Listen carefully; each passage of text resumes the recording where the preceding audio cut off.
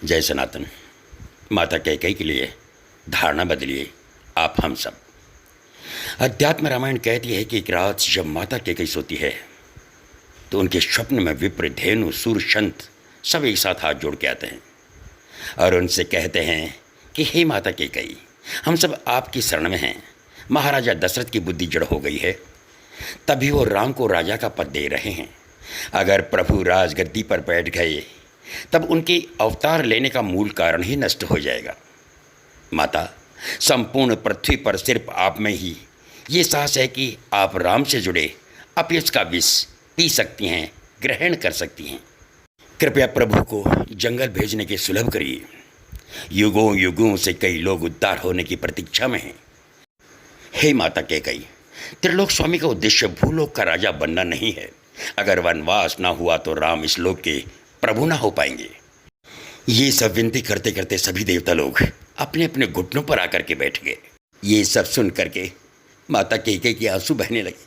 माता बोली, आने वाले युगों में लोग कहेंगे कि मैंने भरत के लिए राम को छोड़ दिया, लेकिन असल में मैं राम के लिए आज भरत का त्याग कर रही हूँ। मुझे मालूम है कि इस निर्णय के बाद भरत मुझे कभी स्वीकार नहीं करेंगे।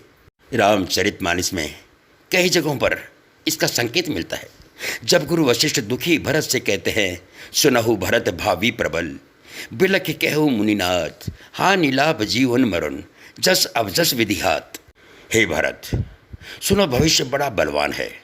हानि लाभ, जीवन मरण और यश अपयश ये सभी विधाता के हाथ में है।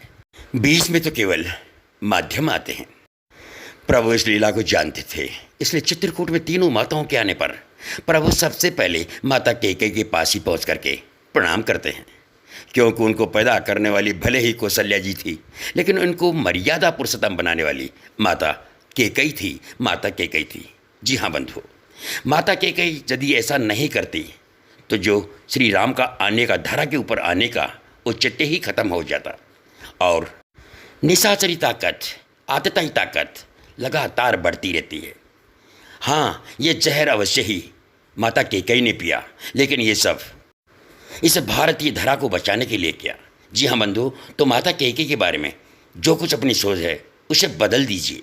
माँ कैकेयी बुद्धिमान, तेजस्वी और राम का भला चाहने वाली थी। बल्कि यूँ कहें कि कौशल्या जी से भी ज़्यादा प्रेम राम को दिया करती थी। किसी भी कार्य को सिद्धि करने के लिए कुछ अपयश तो लेना ही पड़ता है। विधि का यही था विधान। माता कैकेयी हुई यूं ही बदनाम, माता कैकेयी हुई यूं ही बदनाम। बंधु, ये था मार्मिक प्रसंग और इसको स्वर दिया है आपके अपने पूर्णमल पारीख जवान भाई ने।